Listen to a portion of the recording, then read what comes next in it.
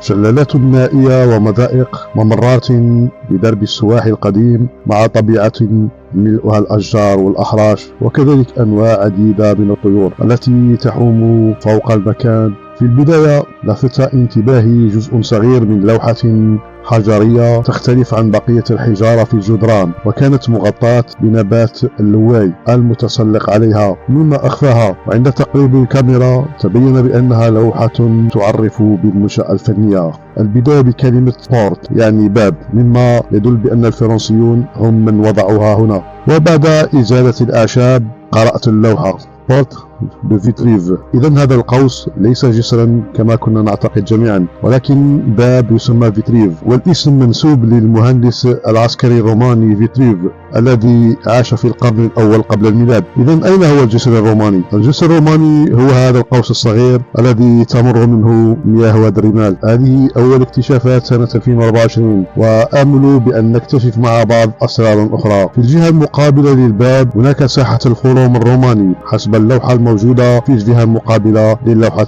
التي اكتشفناها الآن.